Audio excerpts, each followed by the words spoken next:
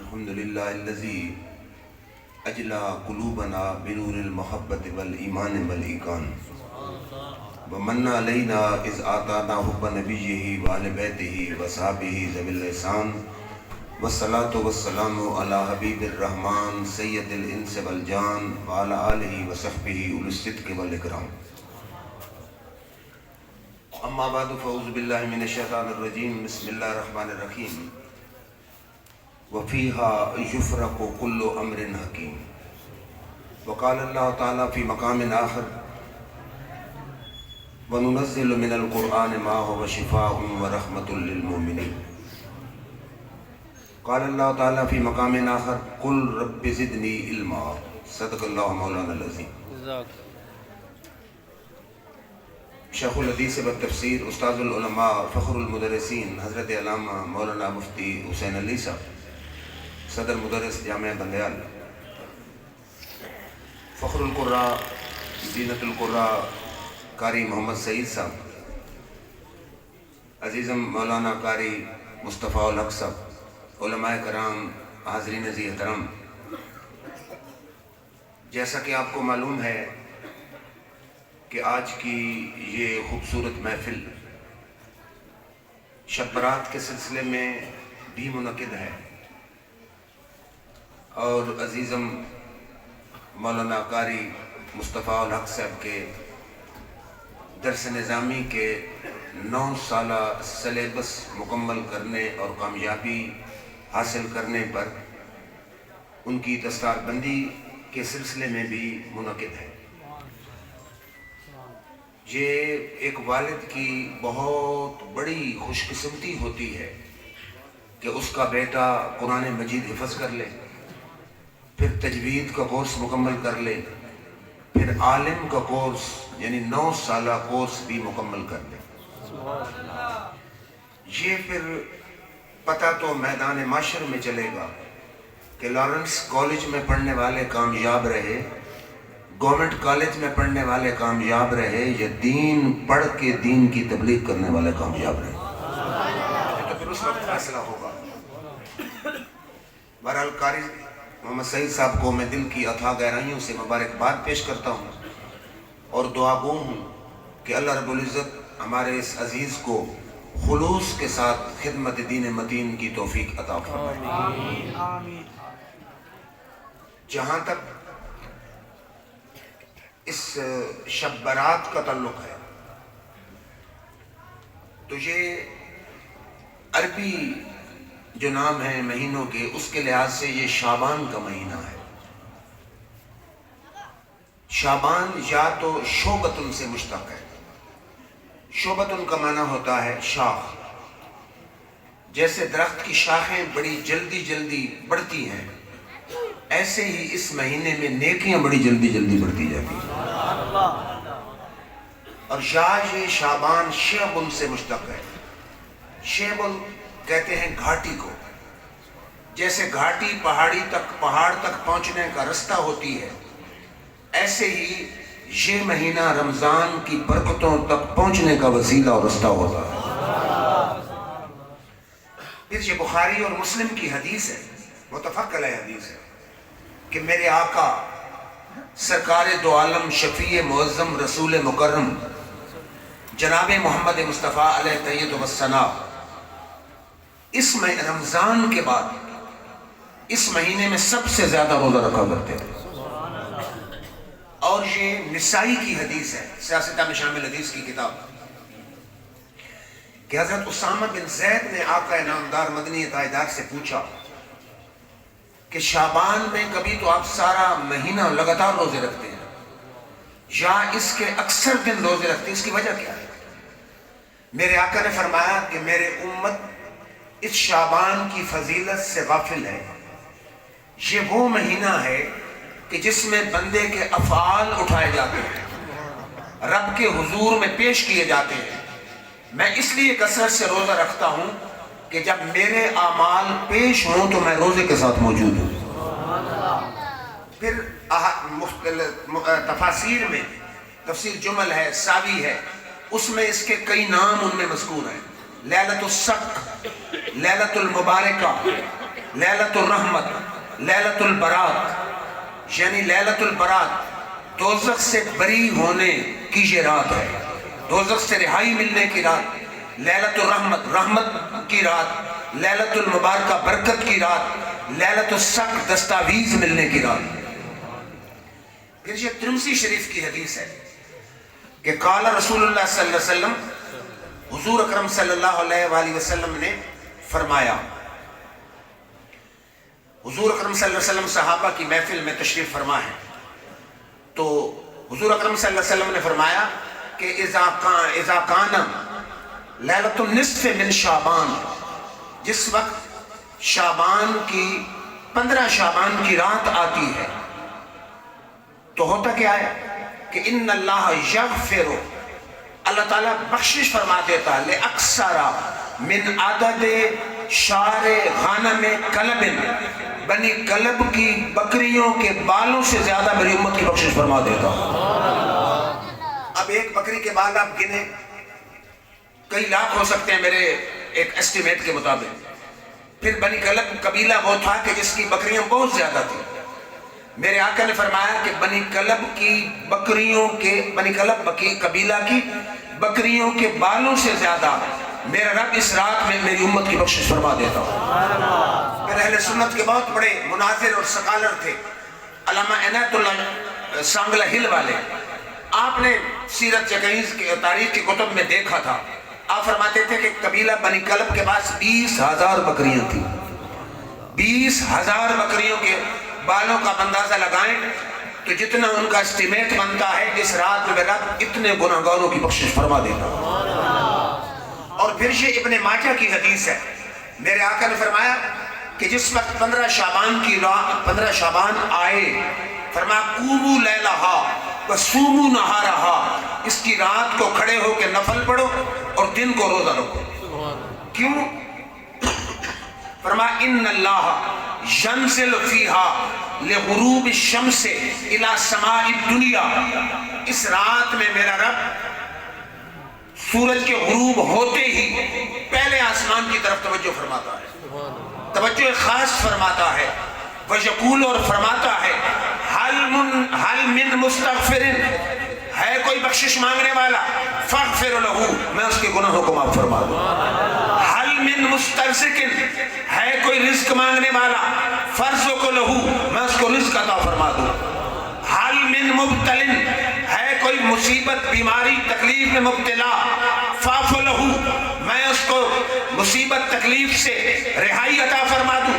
اللہ قضا اللہ قضا، اسی طرح آواز آتی رہتی ہے یہاں تک کہ صبح صادق طلوع ہو جاتی ہے۔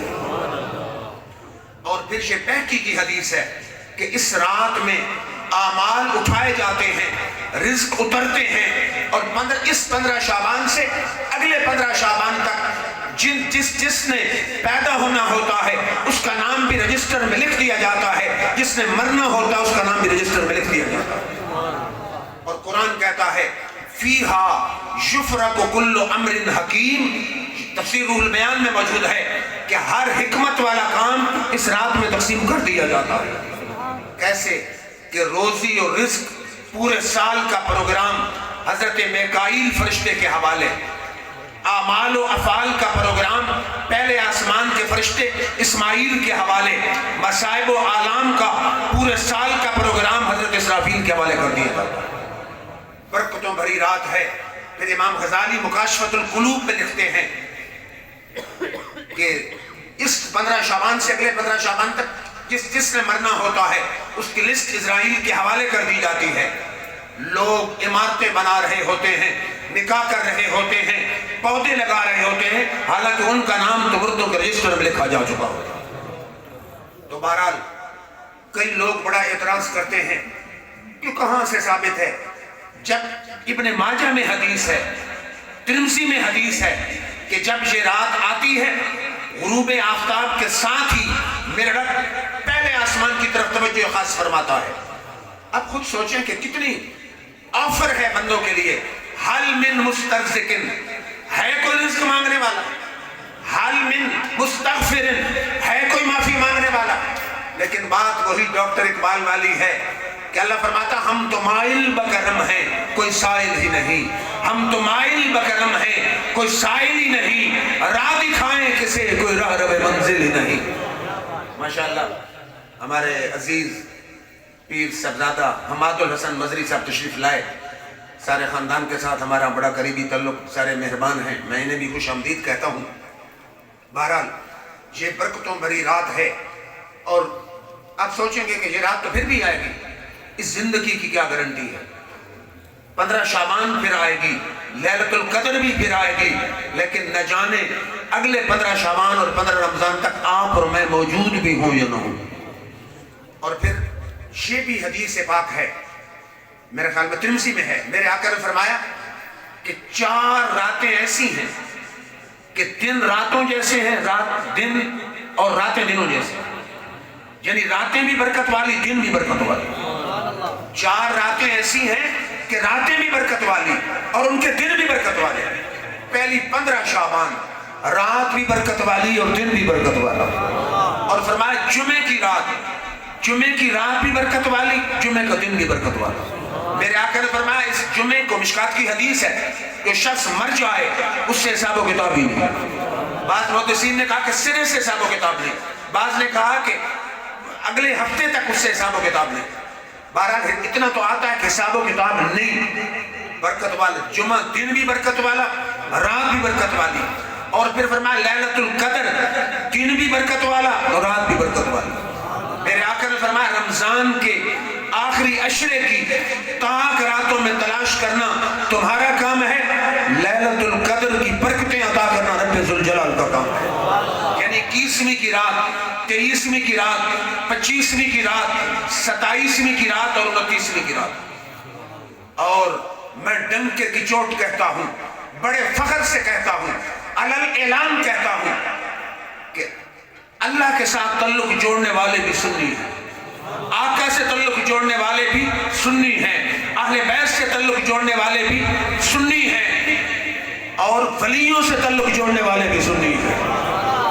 نعرہ تکبیر، اللہ اکبر، نعرہ رسالت، یا رسول اللہ، نعرہ رسالت، یا رسول اللہ، نعرہ حیدری، یا علی۔ ربیع الاول کا مہینہ آتا ہے، سنیوں کے گھر سج جاتے ہیں، دکانیں سج جاتی ہیں، بازار سج جاتے ہیں، مسجدیں سج جاتی ہیں، چہروں پہ خوشی کی لہر آ جاتی ہے، چہرے گلاب کی طرح کھل جاتے ہیں، گھر گھر آقا کی میلاد کی محفل ہوتی ہے، مسجدوں میں محفل ہوتی ہے، جلوس میلاد نکالا جاتا ہے۔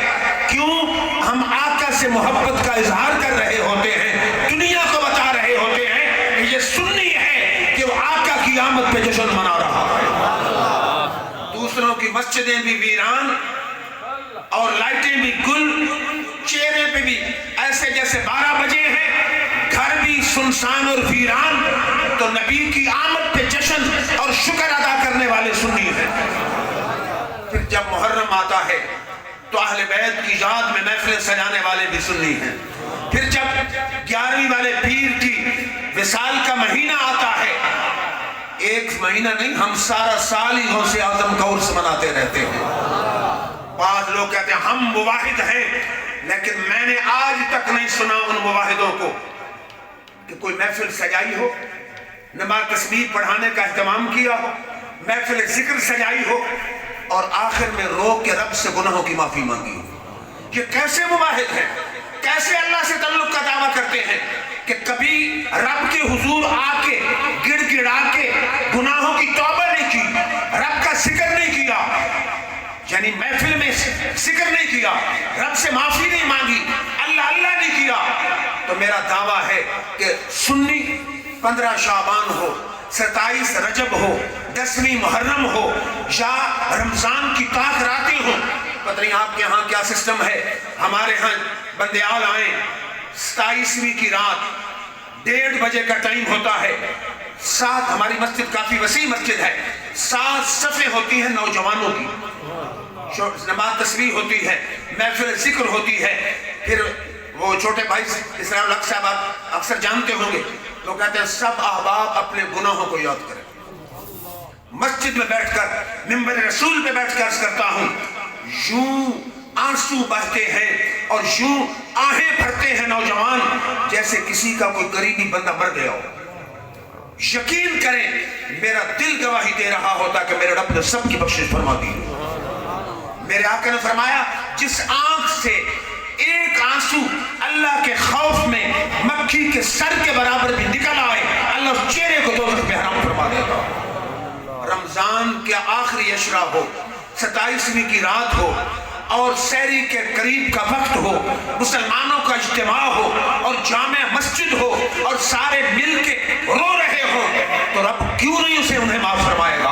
اور رب فرماتا ہے یا ایھا الناس توبوا الی اللہ جمیعا, اے لوگو جب توبہ کرنا چاہو تو مل کے توبہ کرو. کیوں کہ میں گناہگار, یہ گناہگار, یہ گناہگار, کوئی ایک تو ایسا سفید ریش تہجد گزار ہوگا کہ جس کے اٹھے ہوئے ہاتھوں کے صدقے رب سب کی توبہ کو قبول فرما لے.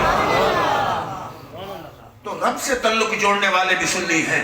سنی اپنی قسمت پہ ناز کرو کہ کوئی برکت والی رات ہم ایسے جانے نہیں دیتے. رب کی عبادت بھی کرتے ہیں, نوافل بھی پڑھتے ہیں, نماز تسبیح بھی پڑھتے ہیں, ذکر کی محفل بھی سجاتے ہیں, پھر رو کے رب کے حضور گناہوں کی معافی بھی مانگتے ہیں. پھر میرے آقا نے فرمایا کہ رمضان شہر اللہ و شعبان شہری, رمضان اللہ کا مہینہ ہے اور شعبان میرا مہینہ ہے. پتہ نہیں آپ کو اس نسبت کی اہمیت اور ویلیو اور محبت کا اندازہ ہو رہا ہے یا نہیں.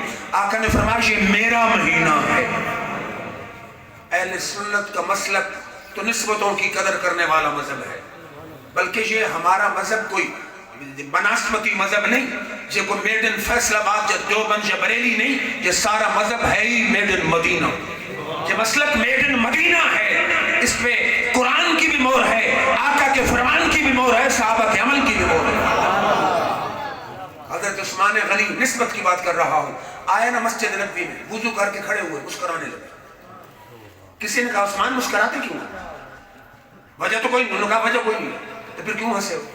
فرمایا اسی جگہ پر ایک دن میرے آقا وضو فرما کے کھڑے ہو کے مسکرائے تھے. میں تو آقا کی ادا کو ادا کر رہا ہوں. قرآن کی کوئی آیت نہیں کہ نبی کھڑے ہو کے مسکرائیں تو تم بھی مسکراؤ, کوئی حدیث نہیں کہ میں مسکراؤں تو تم بھی مسکراؤ, لیکن شریعت کے قاعدے الگ ہیں, اس کی اپنی راہیں ہیں.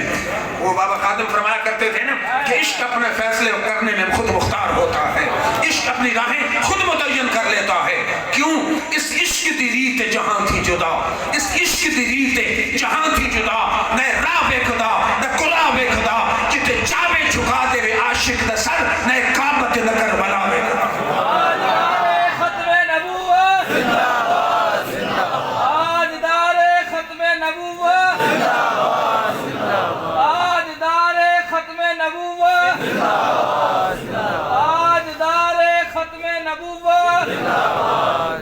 شاعر نے حضرت عثمان غنی کی اس ساری بات کو کیا منظوم, کہتا وضو کر کے خندہ ہوئے شاہ عثمان, وضو کر کے خندہ ہوئے شاہ عثمان, کہا کیوں تبسم بھلا کر رہا ہوں.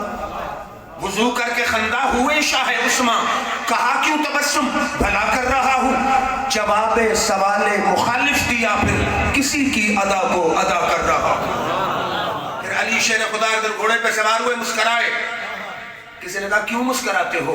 فرمایا وجہ کوئی نہیں, ایک دن اسی طرح میرے آقا گھوڑے پہ سوار ہو کے مسکرائے تھے. میری زندگی بھی عجیب ہے, میری بندگی بھی عجیب ہے, جہاں مل گیا تیرا نقش پا وہی میں نے کعبہ بنا لیا. حضرت انس گئے حضور صلی اللہ علیہ وسلم کے ساتھ دعوت میں تھا شوربہ اور اس میں کدو کے تھے ٹکڑے. میرے آقا کدو کے ٹکڑے تلاش کر کر کے تناول فرما رہے تھے. انس فرماتے ہیں مجھے پتا چل گیا میرے آقا کو کدو پسند ہے. فرماتے ہیں فلم ازل احب الدبا بعد یوم اذن, جس دن میں نے دیکھا کہ میرے آقا کو کدو پسند ہے, میں نے بھی کدو سے محبت کرنی شروع کر دی. کیوں کہ میری زندگی بھی عجیب ہے, میری بندگی بھی عجیب ہے, جہاں مل گیا تیرا نقش پا وہی میں نے کعبہ بنا لیا. اور عمر فاروق گئے حجر اسود کے پاس, فرماؤ حجر اسود میں کیا سمجھتا پتھر کو, تجھے اور کسی وجہ سے نہیں چوم رہا, اس وجہ سے چوم رہا ہوں کہ میرے آقا نے تمہیں بوسہ دیا ہے. پھر سمامہ بن اسال, یہ مسلم میں حدیث ہے, روایت ہے کہ میرے آقا نے نجد کی طرف محمد بن مسلمہ اور چند صحابہ کو بھیجا کسی کارروائی کے سلسلے، وہ سمامہ بن آسال کو پکڑ کے لے آئے نجد سے۔ حضور نے فرمایا کافر تھا، اس کو مسجد نبی کے ستون کے ساتھ باندھ دیا گیا۔ میرے آقا آئے، فرمایا کیا حال ہے تیرا؟ اس نے کہا ٹھیک ہوں۔ آپ نے فرمایا کیا سوچتے ہو؟ اس نے کہا کہ اچھا سوچتا ہوں۔ تو کہتا ہے کہ ان تقتل ذا دم، اگر قتل کریں تو قاتل کو قتل کریں، ان تنم علی شاکر، اگر انعام کریں احسان کریں چھوڑ دیں تو ایک شکر گزار بندے کو چھوڑیں گے، شکر گزار رہوں گا۔ اور ان ترید المال فصل ما شئت، اگر مال چاہتے ہو جتنا مانگو دے دوں۔ قتل کریں تو قاتل کو قتل کریں گے، رہا کریں تو احسان مند کو رہا کریں گے، پیسے جتنے چاہیں مانگے تو ادا کر دوں گا۔ میرے آقا چلے گئے۔ دوسرے دن پھر پوچھا، پھر اس نے یہ جواب دیا۔ تیسرے دن پھر پوچھا، پھر اس نے یہ جواب دیا۔ تیسرے دن جب 3 دن والضحیٰ کے مکھڑے کی تلاوت کرتا رہا، واللیل کی زلف تکتا رہا، علم نشرہ کی چھاتی دیکھتا رہا، ید اللہ کے گورے ہاتھ دیکھتا رہا، ما شنطق الہوا کے ہونٹ دیکھتا رہا، ما زاغ البصر کے نین دیکھتا رہا۔ کبھی گفتار دیکھی، کبھی رفتار دیکھی، کبھی تبسم دیکھا، کبھی تکلم دیکھا، کبھی چہرہ دیکھا تو کبھی کملی دیکھی، کبھی مسمل کی چادر دیکھی، مسمل کی کملی دیکھی، کبھی مدثر کی چادر دیکھی۔ تیسرے دن میرے آقا نے فرمایا لکل اسامہ کو رہا کرو۔ باہر گیا، غسل کر کے آیا اور آقا کو کلمہ ہی پڑھ لیا۔ اب اس نے 3 جملے بولے۔ اس نے کہا یا رسول اللہ صلی اللہ علیہ وسلم، آج سے پہلے ساری کائنات میں آپ کے چہرے سے بڑھ کر میرے لیے قابل نفرت چہرہ کوئی نہیں تھا، لیکن جب کلمہ پڑھ لیا تو کائنات کے سب چہروں سے محبوب چہرہ مصطفیٰ ہے۔ یہ ہے ایمان اور یہ ہے محبت۔ آج سے پہلے آپ کا شہر سب سے ناپسندیدہ شہر تھا، ابغض البلاد، سب سے متنفر تھا میں آپ کے شہر سے۔ آج جب کلمہ پڑھ لیا آپ کا شہر تمام شہروں سے محبوب ہو گیا۔ آج سے پہلے آپ کا دین سب سے ناپسند تھا، نفرت کرتا تھا، جب ایمان لایا تو آپ کا دین سب دینوں سے محبوب ہو گیا۔ پھر پنجابی شاعر آیا، اس نے کہا کہ لگ گئی چوٹ محبت والی، لگ گئی چوٹ محبت والی، عشق نشے وچ آیا، تن من رہی دی خبر نہ کائی، ایسا عشق نے تیر چلایا۔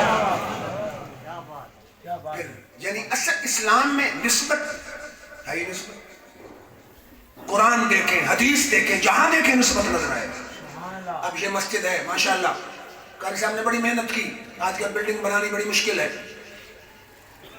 بڑی حسین مسجدیں ہیں، شاہی مسجد چلے جائیں، بیریہ ٹاؤن کی مسجد چلے جائیں، فیصل مسجد چلے جائیں، لیکن اصول کیا؟ ایک نماز پڑھیں گے ایک کا ثواب، لیکن مسجد نبی میں چلے جائیں ایک پڑھیں گے 50,000 کا ثواب ملے۔ عقل تڑپتی اور پھڑکتی ہے، وجہ کیا ہے؟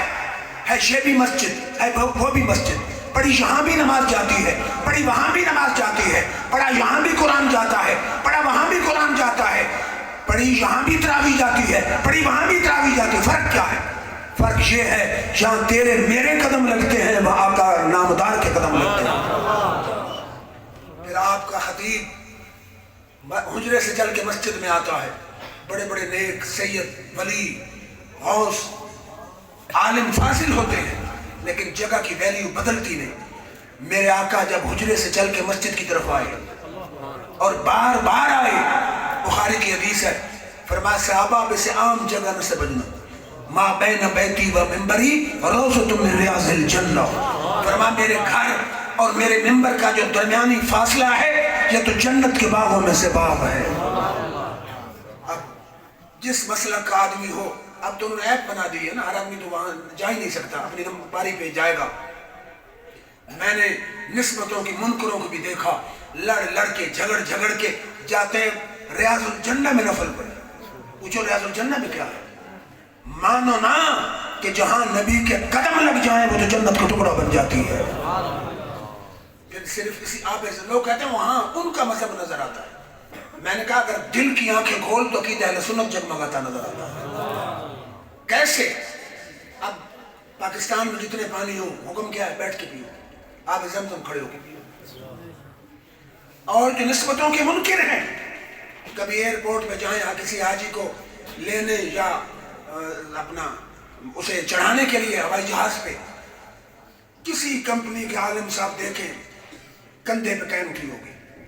کین ہے کیوں؟ کیا ہے؟ پانی ہے. پوچھو پاکستان میں پانی نہیں ہے تو تم کیوں پانی لائے ہو؟ جب پانی موجود ہے اور ساری دنیا برابر ہے تو تم کیوں پانی لائے ہو؟ مجبوراً کہے گا یہ عام پانی نہیں آب زمزم ہے. تو لائے کیوں ہو؟ بے اختیار مولانا صاحب کو کہنا پڑے گا میرے آقا کی حدیث ہے جس بیماری سے شفا کے ارادے سے پیو گے اسی سے شفا عطا فرما دے.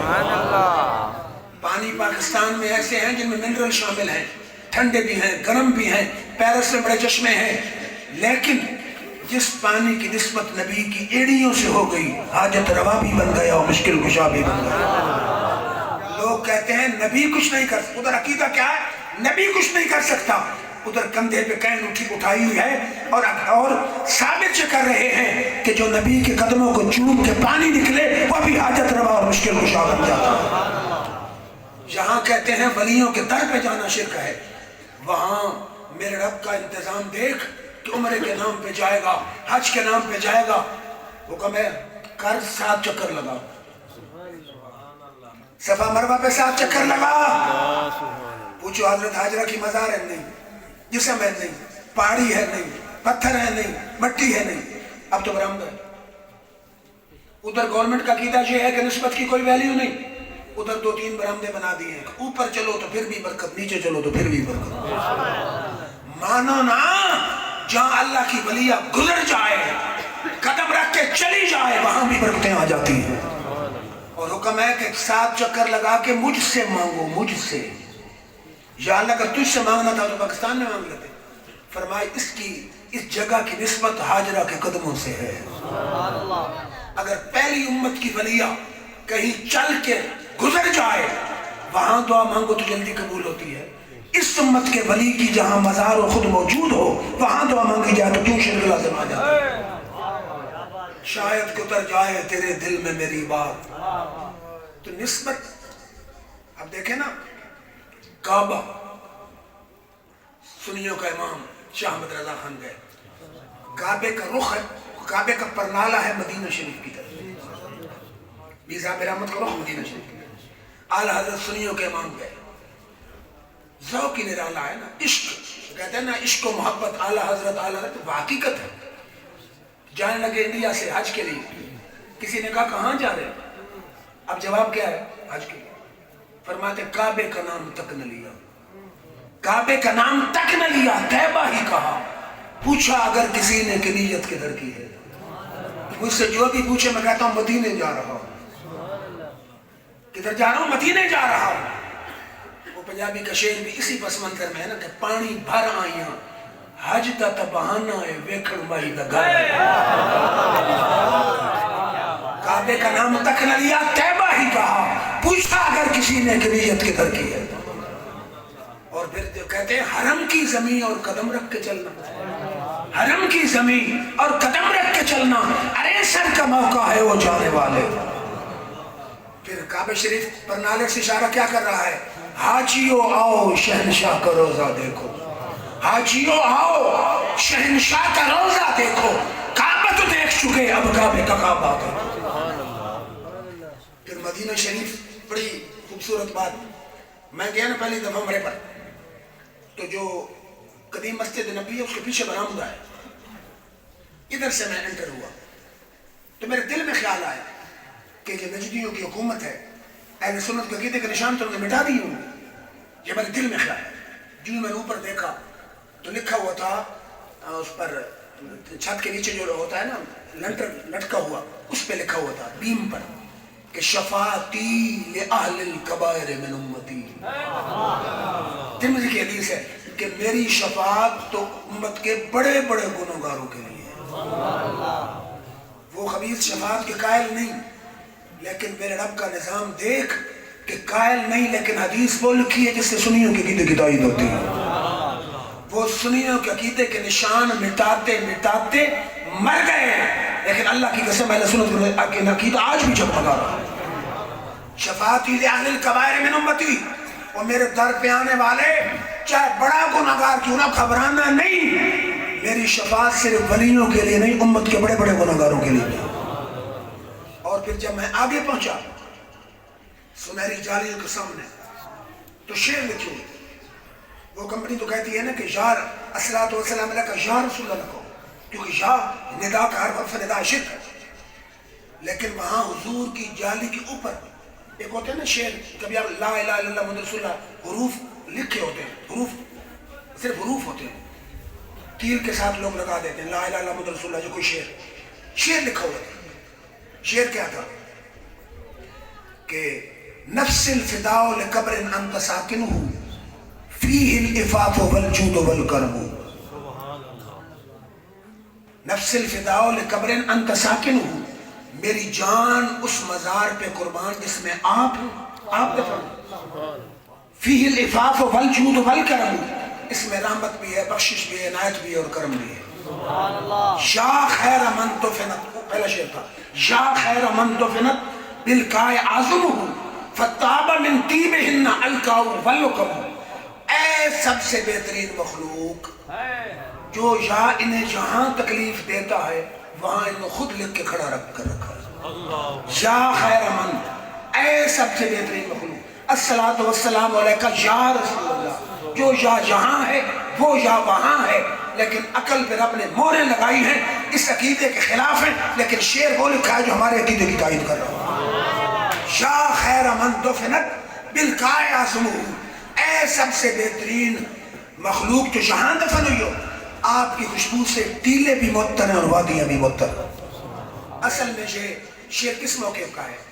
اٹھائیں نشر الدین، اٹھائیں تفسیر ابن کثیر، دونوں میں موجود ہے۔ مفتی شفیع کی معارف القرآن اٹھا لیں، 3 حوالے کہ ایک حضور صلی اللہ علیہ وسلم کے وصال کو 3 دن گزر گئے، حضور کی مزار ہے ابھی کچی، حجرہ مبارک کا دروازہ کھلتا ہے، ایک عربی آیا، اس نے کہا یا رسول اللہ، اللہ نے فرمایا گناہ کر بیٹھو وَلَوْ أَنَّهُمْ ظَلَمُوا أَنفُسَهُمْ جَاءُوكَ، میں غلطی کر بیٹھا ہوں، آپ کے در پہ آ گیا ہوں، اب اللہ سے معافی لے کر دیں۔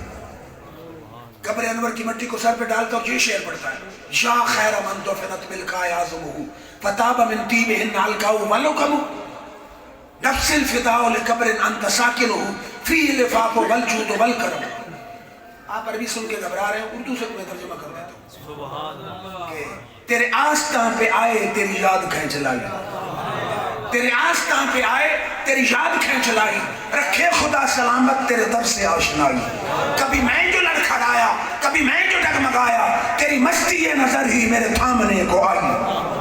اگر پھر بھی سمجھ نہیں آئی تو اور شاعر کہتا ہے کہ تیرے قدموں میں آنا میرا کام تھا، میری بگڑی بنانا تیرا کام ہے، ٹھوکریں کھا کے گرنا میرا کام تھا، ہر قدم پہ اٹھانا تیرا کام ہے۔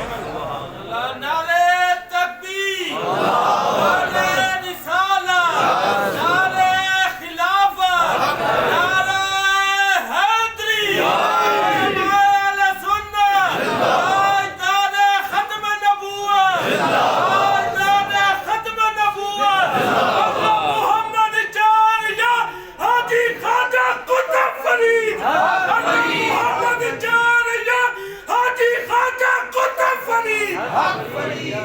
بات میں کر رہا تھا نا کعبۃ اللہ کی، کعبۃ اللہ بھی عظمتوں کا مالک ہے، یاد رکھیں، لیکن مولوی انور شاہ کشمیری کی فیض الباری شرح بخاری اٹھائیں، مواہب الدنیا اٹھائیں، شفا اٹھائیں، ہمارا بھی یہی عقیدہ ہے، علماء دیوبند بھی مانتے ہیں کہ کعبے سے عرش کی شان زیادہ ہے، اصول کیا کعبے سے عرش کی شان زیادہ ہے، لیکن چاہے ہو کعبہ چاہے ہو عرش، دونوں کا میرے آقا کی شان سے کوئی مقابلہ ہے نہیں، بلکہ اس وقت مزار مصطفیٰ میں مدینہ کی جو مٹی میرے آقا کے جسم سے مس کر رہی ہے، اس مٹی کی شان کعبے سے بھی زیادہ، اللہ کے عرش سے بھی زیادہ۔ کو سمجھ آ رہی ہے بات کی کہ جو مٹی میرے آقا کے جسم عطر سے مس کر رہی ہے، اس مٹی کی شان کعبے سے بھی زیادہ، لکر سے بھی زیادہ. تو پھر مجھے کہنے دیجئے ان کا درد کہاں تک پہنچا؟ قلب جگر اور جان تک پہنچا. ان کا درد کہاں تک پہنچا؟ قلب جگر اور جان تک پہنچا. ساری دنیا کعبے پہنچی، میں کعبے کی جان تک پہنچا. حجاز دے ٹپیاں تے رب پیار دی سیج بچھا بیٹھا. ایسا دیس مہیدہ پسند آیا، اپنا گھر بھی اٹھے بڑا بیٹھا. بہرحال یہ تو ذوق کی باتیں ہیں، جتنی کی جائیں اتنی کم ہیں. ماشاءاللہ قاری صاحب بڑے عرصے سے مدرسہ چلا رہے ہیں. قرآن، میں اکثر کہا کرتا ہوں کہ قرآن سے جس کا کنیکشن بنتا ہے میرا رب اسی کی جھولی کو بھر دیتا ہے. آپ کسی کا نام لینا، اسی پر پڑھتا ہوں حدیث. مثلا حافظ تیار کر رہے ہیں. حضور نے فرمایا جنت کی پہلی سیڑھی پہ کھڑا کر کے حافظ کو کہا جائے اقرا ورتقِ ورتل کما کنت ترتل. تجوید و قرات سے قرآن پڑھتا جا اور میری جنت میں چڑھتا جا. جہاں والناس کی سین آئے گی وہاں تیرے مرتبے کی انتہا ہو جائے. بہت بڑا اعزاز، بہت بڑا آنر، بہت بڑا پروٹوکول. اور اس سے بڑھ کے عرض کروں، مصنف ابن ابی شیبہ کی حدیث ہے جنت کے کل مرتبے 6666 اور قرآن کی آیت ہے 6666. یعنی جہاں والناس کی سین آئے گی وہاں جنت کے مرتبے کی انتہا ہو جائے. اس کے بعد حافظ کے والد، اس نے دنیا کی باتیں سنی. وہ کیا لیتا ہے حافظ بنا کے، وہ انگلش میڈیم سکول میں داخل کرا، وہ لارنس کالج میں داخل کرا، فلان سکول میں داخل کرا. اس نے باتوں کو پسے پشت ڈال کے رب کا قرآن یاد کرا. اب کریڈٹ کتنا ہے، اعزاز کتنا ہے، پروٹوکول کتنا ہے. میرے آقا نے فرمایا صحابہ، حافظ کے والد کو ایسا تاج بنایا جائے گا جس کی روشنی سورج کو شرمندہ کر رہی ہے. 1,24,000 انبیاء کے غلام اکٹھے ہیں، سارے نبی اور رسول اکٹھے ہیں. حافظ کا والد کس شان سے آ رہا ہے کہ سر پہ تاج ہے کہ سورج سے زیادہ چمک دمک کا مالک ہے وہ تاج. اس سے بڑھ کے اعزاز اور کیا چاہیے. اب رہ گئے حافظ کے رشتہ دار. میرے آقا نے فرمایا، ترمذی کی حدیث ہے کہ حافظ کے خاندان، حافظ کو کہا جائے گا دوستیوں کی صف لگی ہے، تیرے خاندان کے 10 آدمی ایسے جن پہ جہنم واجب ہے، انگلی سے پکڑتا جا اور جنت میں لے کے چلتا جا. رشتہ دار بھی مالا مال ہو گئے، حافظ خود مالا مال، والد مالا مال. اب رہ گئے پڑھانے والے اور مدرسہ چلانے والے. میرے آقا نے فرمایا، مشکات کی حدیث ہے، اذا مات ابن آدم انختم له، جب انسان مرتا عمل بند ہو جاتا ہے. الا من ثلاثه اشیاء، 3 عمل ایسے ہیں بندہ مر بھی جائے تو مر جاتا. کون سے؟ فرمایا من صدقۃ جاریۃ، بندے نے زندگی میں سینما نہیں بنایا، ہوٹل نہیں بنایا، پلازا نہیں بنایا، مسجد بنا دی، مدرسہ بنا دیا، ہسپتال بنا دیا. جب تک مسجد قائم رہے گی لوگ اس میں نماز پڑھتے رہیں گے، مدرسہ قائم رہے گا، بچے وہاں قرآن و حدیث پڑھتے رہیں گے. بنا کے مرنے والے کو چاہے 1000 سال کیوں نہ گزر جائے، قبر میں رحمت بھی آتی رہے گی، نور بھی آتا رہے گا. کتنا بڑا صلہ ہے مدرسے کے ساتھ تعاون کرنے والے، مسجد کے ساتھ تعاون کرنے والے. آپ نے 2 اینٹیں لگائیں، جب تک اینٹیں لگی رہیں گی چاہے آپ کو مرے ہوئے 2000 سال کیوں نہ گزر جائے، قبر میں رحمت تو دور آتا رہے گا. اب رہ گئے قرا. قوم بڑی مشکل سے 18,000 15,000 دیتی ہے اور محلے والے پورے سارا دن اس کو تنگ کرتے ہیں. موٹر نہیں ٹھیک، بچوں کو نہیں پڑھایا، صفائی نہیں ہے، بلب کیوں جلتا رہ گیا. میں کہا کرتا ہوں قراء اور علماء، صلہ اس قوم سے نہ مانگو، صلہ رب ذوالجلال سے مانگو. حضور نے فرمایا علم ينتفع به، بندہ مر گیا علم چھوڑ کے آیا. قاری صاحب بیٹھے ہیں ماشاءاللہ 100-200 شاگرد بنا کے، آخر دنیا سے جانا ہی ہے، اللہ ان کو توفیق دے کے 1000 بنا کے جائیں. جب یہ چلے جائیں گے، جب تک ان کے شاگرد پڑھاتے رہیں گے، استاد کی قبر میں رحمت اور نور آتا رہے گا. اس سے بڑھ کے صلہ کیا ہے؟ اس کے مقابلے میں تیرا بیٹا ڈی پی او ہو، ڈی سی او ہو، وزیر اعلیٰ ہو، وزیر اعظم ہو، مرنے کے بعد باپ کو کیا فائدہ؟ ایک فائدہ بتا، فائدہ ہے تو حافظ قرآن کا فائدہ ہے کہ بیٹا قرآن پڑھا رہا ہے، شاگرد قرآن پڑھا رہا ہے، حدیث پڑھا رہا ہے، استاد کی قبر میں رحمت اور برکت کا نزول ہو رہا ہے۔ تیسرا آپ نے فرمایا علم، دوسرا آپ نے فرمایا علم سنتا ہو، تیسرا فرمایا والدین۔ یہ عوام بڑی توجہ سے میری بات سنیں، بیٹا چھوڑ کے آئے۔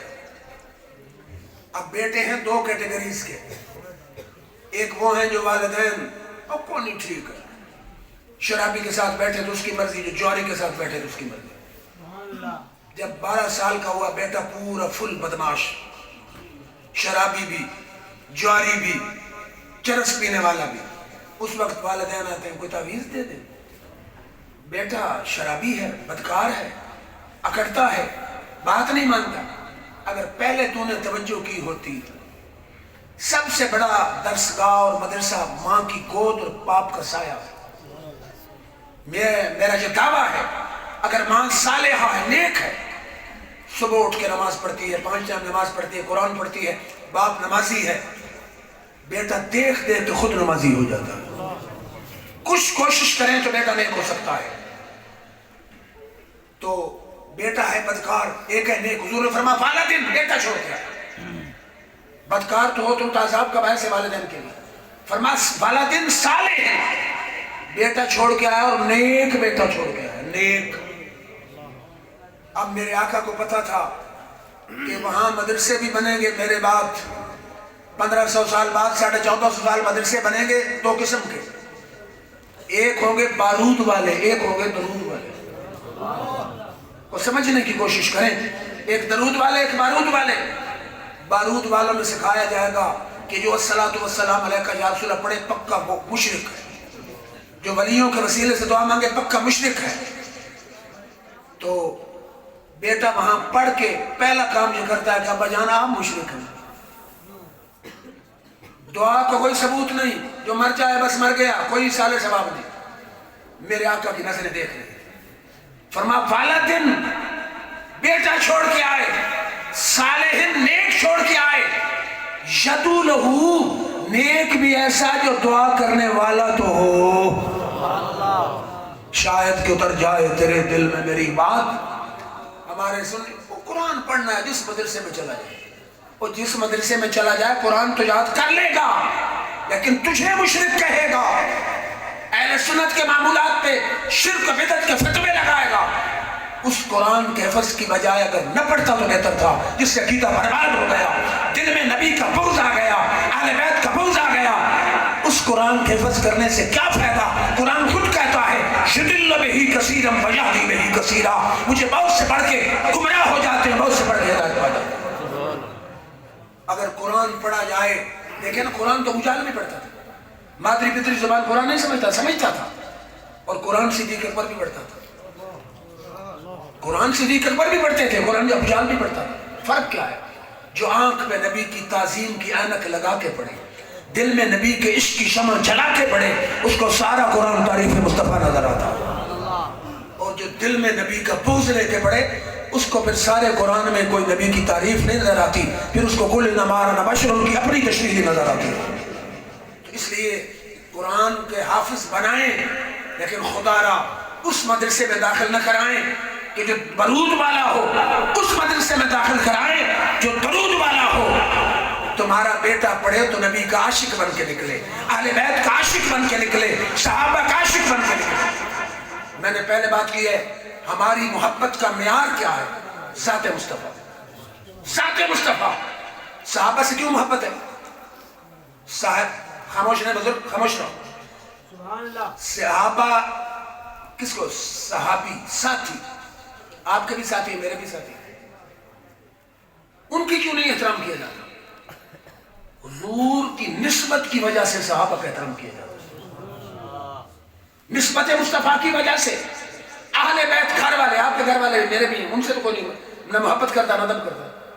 اہل بیت سے مراد نبی کے گھر والے۔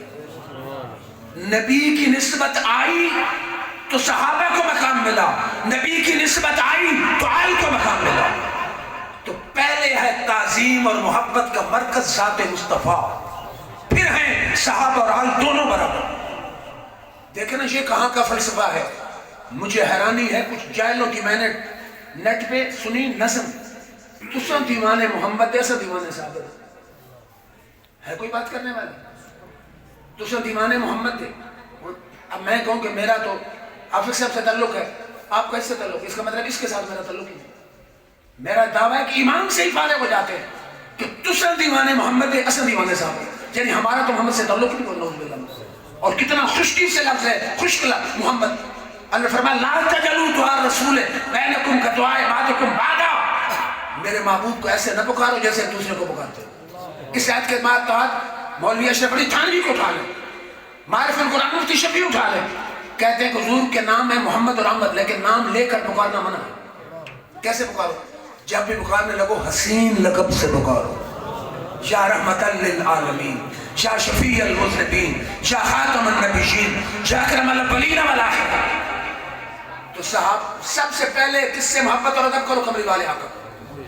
پھر حضور کی وجہ سے آل سے بھی محبت کرو, صحابہ سے محبت کرو. یہ بھی گمراہی ہے کہ صحابہ کے دامن کو پکڑ لے انسان اور آل کا بغض رکھے, اور یہ بھی گمراہی ہے کہ آل کے دامن کو پکڑ لے اور صحابہ سے بغض رکھے. ایک ہاتھ میں صحابہ کا دامن ہونا چاہیے, ایک ہاتھ میں نبی کی آل کا دامن ہونا چاہیے. اور پھر حفظ کی بہت بڑی سعادت ہے, قرآن بھی سنیں اور عوام بھی سنیں, مانا مسلم ہے. لیکن کس وقت یہ بات بھی کبھی آپ سن لیں, اس وقت جب قرآن یاد بھی ہو, عمل بھی کرو. ہمارے ہاں کیا رواج ہے, میرا بیٹا جی ماشاءاللہ حافظ ہے, حفظ کرانے کے بعد دکان پہ بٹھا دیا, سکول میں داخل کرا, 2 سال کے بعد حفظ فارغ, علماء کی پوری جماعت بیٹھی ہے, میں تو طفل مکتب ہوں. اگر آپ اپنے بیٹے کو یاد قرآن نہیں کراتے, ناظریں پڑھا دیں, نماز روزہ حج زکات پہ کاربند اور اس کے حلال کمائے کھائے, برائی نہ کرے, جنت ہے. اس سے کوئی پرسش نہیں کہ تو نے قرآن یاد کیوں نہیں کیا. لیکن اگر یاد کر کے بھلایا تو سوال ہی ہوگا قبر میں, یاد کر کے کیوں بھلایا. یہ گناہ کبیرہ ہے, قرآن پڑھ کے بھلانا گناہ کبیرہ ہے. ثواب تب ہے قرآن یاد بھی ہو اور عمل بھی ہو. عمل نہ کرے, صرف یاد کر لے تو کیا فائدہ. اور سب سے بڑا نقصان یہ ہے کہ یاد کر کے چل گیا, کہیں بھرتی ہو گیا, وہاں ملے مرزائی تو مرزائی ہو گیا, جو بدعقیدہ ملا ادھر چلا گیا. اس پڑھے پڑھائے قرآن کا کیا صلہ. آپ کہیں گے آپ کہنا کیا چاہتے ہیں؟ میں کہنا یہ چاہتا ہوں کہ اگر ایک بیٹے کو دین مصطفیٰ کا سپاہی بنایا تو اس پکا سپاہی بنائے. کیا اس کو درس الزامی پڑھا, عالم بنا, تاکہ اسے پتا ہو کہ قرآن کے حروف کہتے کیا ہے. قرآن پڑھ کے کوئی اسے گمراہ نہ کرے, عالم بنا. پھر آپ کے ذہنوں میں خیال آئے گا کہ عالم کا کیا فائدہ. پہلے ذرا حضور سے پوچھ کے بتا, عالم کیا طالب علم کی بات کر. حضور نے فرمایا من جاءہ الموت وہو یطلب العلم لشعشع بہ الاسلام فبینہ وبین النبیین درجۃ واحدہ. فرمایا اگر کوئی دین پڑھ رہا تھا, دوران تعلیم موت آ گئی, پڑھ پیٹ کے لیے نہیں رہا تھا, پڑھ رہا تھا کہ میں دین اسلام کو نئی زندگی دوں گا, موت آئی, کل قیامت میں نبی اور اس کے درمیان صرف 1 درجے کا فرق ہوگا. یہ ہے طالب علم, عالم نہیں, طالب علم. پڑھتے پڑھتے مر گیا, کل جنت میں اوپر نبیوں کا درجہ ہوگا, نیچے اس طالب علم کا درجہ ہوگا. حضور نے فرمایا من خرج فی طلب العلم فهو فی سبیل اللہ حتی یرجع. علم دین حاصل کرنے کے لیے نکلا, جب تک واپس نہ آئے یوں سمجھے کہ میں اللہ کے راستے میں جہاد کر رہا ہوں. سبحان اللہ. حضور نے فرمایا لئن تغدو فتعلم بابا من العلم عمل به ولم يعمل خیر لک من ان تصلی 1000 رکعۃ. حضور نے فرمایا کہ علم کا ایک باب پڑھے, ایک باب, عمل کرے چاہے نہ کرے, 1000 رکعات نماز نفل پڑھنے سے افضل و اعلیٰ ہے. حضور نے فرمایا کل قیامت میں ممبر بچھے ہوں گے سونے کے, ہیرے جواہرات کے کپے لگے ہوں گے. فرشتے اعلان کریں گے این من حمل علما لامت محمد یرید بہ وجہ اللہ. کہاں ہیں علماء جنہوں نے پیٹ اور شہرت کے نہیں, اللہ کی رضا کے لیے دین پڑھا اور پڑھایا. آؤ اجلسوا علی المنابر, ممبروں پہ بیٹھ جاؤ, لا خوف علیکم, تمہارے لیے کوئی خوف ہے ہی. اور پھر حضور کا فرمان ہے ترمذی کی حدیث، فرمایا ان العالم یستغفر له من فی السماوات و من فی الارض حتی حیتان فی جوف الماء، اس کائنات کی ہر شے عالم کے لیے اللہ سے دعا مغفرت کرتی ہے، جہان کی ہر شے۔ شیخ عبداللہ محمد دہلوی انہوں نے کہا جہان کی ہر شے کیوں مانتی بخشش مانتی؟ انہوں نے کہا کہ اس جہان کے درستگی کا انحصاری علم دین کی برکت سے، علم دین کی برکت سے اللہ نے جہان کو قائم کیا ہوا ہے۔ پھر حضور نے فرمایا پانی کی مچھلیاں پانی کی گہرائیوں میں عالم دین کے لیے دعا مغفرت کرتی ہیں۔ پھر آئے شیخ عبداللہ کہ پانی کی مچھلیاں کیوں کرتی ہیں؟ انہوں نے کہا کہ حدیث ہے بہم تمترون بہم ترزقون، علماء حق کے دم قدم کی برکت سے اللہ بارشیں بھی دیتا ہے اور رزق بھی عطا فرماتا ہے۔ مچھلیوں کی زندگی کا مدار ہے پانی پر، پانی ملتا ہے علماء کے دم قدم کی برکت سے، اس لیے پانی کی مچھلیاں علماء حق کے لیے دعا مغفرت کر رہی ہیں۔ تو حضور نے فرمایا کہ ان فضل العالم علی العابد فضل القمر لیلۃ البدر علی سائر الکواکب، فرمایا عالم کو عابد صوفی پر یوں فضیلت ہے جیسے چاند کو ستاروں پہ فضیلت۔ پھر آئے محدثین، مولا علی قاری آئے، شیخ عبدالحق آئے، انہوں نے کہا کہ عالم کو چاند سے کیوں تشبیہ؟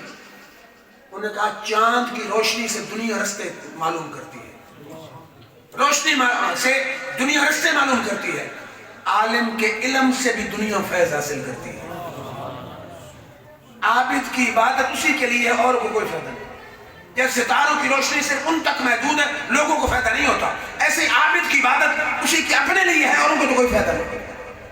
تو اس لیے ساری میری تقریر کا نچوڑ یہ ہے، ایک بیٹا دین مصطفیٰ کا سپاہی بنا۔ ہر آدمی مسجد نہیں بنا سکتا، مدرسہ نہیں بنا سکتا، سرائے نہیں بنا سکتا، ہسپتال نہیں بنا سکتا۔ خدا نے 4 بیٹے دیے ہیں، ایک بیٹا دے دے، بیٹیاں ہیں بیٹے نہیں، ایک بیٹی کو عالمہ حافظہ بنا دے، یوں سمجھیں کہ آپ کو اللہ نے جنت کی ٹکٹ عطا فرما دی۔ یہ کوئی معمولی بات نہیں، بس اللہ کی عطا ہے، دین ہے، تھوڑا سا چلیں سے۔ میں گیا اترا، ہمارے نزدیک ایک شہر ہے، آپ نے سنا ہوگا، وہاں ایک بیلدار مرا، بیلدار سڑکوں پہ کام کرنے والا، اس کے 40 دن انہوں نے مجھے بلایا۔ میں نے کہا جی آپ کے باپ کا کیا تعارف ہے؟ انہوں نے کہا جی ہمارے باپ نے 2 بیٹوں کو حافظ قرآن بنایا، ایک بیٹے کو عالم دین بنایا، 2 بیٹیوں کو حافظہ قرآن بنایا، اور اس نے 5 مرلے میں 2-3 کمرے بنا کے لڑکیوں کو مدرسہ چلا دیا۔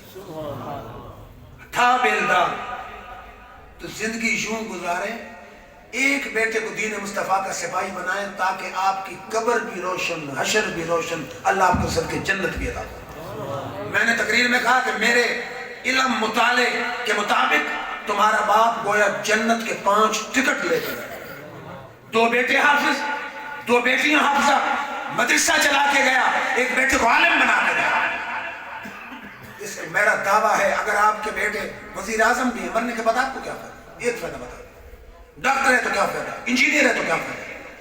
وہ ملک غلام دستگیر لگ ہے سرگودا کا، بہت لینڈ ڈاٹ بندہ ہے، ایم پی اے بھی رہا، وزیر بھی رہا ہے، اس کا ایک بیٹا اس نے عالم بنا۔ کسی نے کہا آپ دنیا دار اور عالم بنا دیے، اس نے کہا پیسہ کافی ہے، کارخانے ہیں، سب کچھ ہے، بیٹے کو عالم اس لیے بنایا کل میرے مرنے کے بعد فائدہ تو بڑھے گا، نماز پڑھے گا، تقریر کرے گا، میری قبر تو روشن ہوگی۔ دنیا پہلے روشن ہے، قبر کی روشنی کا اہتمام کر کے جا رہا ہوں۔ تو ایک بیٹا، یہ اس لیے نہیں کہ سن لیں اور پھر لوگ کہیں گے شاید پھر بھوکا مر جائے گا۔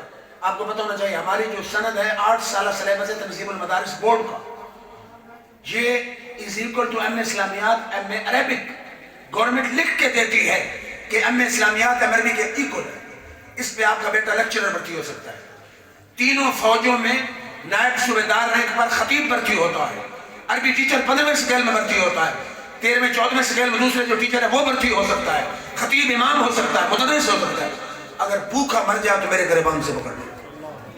اور میرا دعویٰ ہے لبرلز کے لیے کہ پوری دنیا میں مجھے ایک عالم اور حافظ دکھا دے جس نے بھوک کی وجہ سے خودکشی کی، دکھا چور کی سزا میری سزا۔ میں آپ کو 2 نہیں 10 دکھا دیتا ہوں، اخبارات میں، ایم بی اے، ایم اے، پی ایچ ڈی، ڈگریوں کو آگ لگا کے خودکشی کر گئے، جو ڈگریاں روزی نہیں دے سکتے ان پہ لعنت بھیج دی۔ مفتی منیب صاحب بندیال مورس پر آئے، کہہ رہے تھے بڑا میں نے عجیب منظر دیکھا، کراچی کی جتنی یونیورسٹیوں کے دروازے سے ہم گزرتے ہیں لکھا ہوتا ہے ڈگری نہیں روزگار چاہیے، ڈگری نہیں روزگار چاہیے۔ انہوں نے کہا ہمارے بھی کسی مدرسہ کی نشاندہی کرو جس کے باہر لکھا ہو سند نہیں روزگار چاہیے۔ اور وہاں کفری ہے وادی سون میں، وہاں تھے خواجہ عبدالعزیز خواجہ عبدالحمید سیر شریف کے خلفاء میں سے، ان کو خواب میں زیارت مصطفیٰ علیہ طیب وسلم، انہوں نے عرض کی حضور امت کے لیے کوئی وصیت، فرمایا میری امت کو بتا دینا جو علم دین پڑھتا ہے اس کی روزی کا ذمہ دار خود رب بن جاتا ہے، اس کو روزی کی فکر کی ضرورت نہیں، روزی کا ذمہ دار رب ہوتا ہے۔ لیکن شرط ہے دین پڑھیں پیٹ کے لیے نہیں، معذرت سے پیٹ کے لیے نہیں، شہرت کے لیے، دین پڑھیں اللہ کی رضا کے لیے۔ میں قسم اٹھا کے کہتا ہوں آپ آگے ہوں گے، شہرت بھی پیچھے ہوگی، پیسہ بھی پیچھے ہوگا، عزت بھی پیچھے ہوگی، اور اگر پڑھیں پیٹ کے لیے تو پھر پیٹ چلے گا، پھر اللہ کی طرف سے برکت و رحمت کا نزول نہیں۔ تو الہ العالمین سے میں دعا گو ہوں کہ اللہ تعالیٰ قاری صاحب کے مدرسے کو دن دگنی رات چگنی ترقی عطا فرمائے، قاری صاحب کو عمر خضر عطا فرمائے، ہمارے عزیز کو بھی صحت اور عمر خضر عطا فرمائے، تاکہ یہ فیضان کا جو در ہے یہ کھلا رہے، دیوانے آتے رہیں اور شراب دین پیتے رہے، اور یہاں سے عقیدہ اہل سنت کی ترویج ہوتی رہے۔ وآخر دعوانا الحمدللہ۔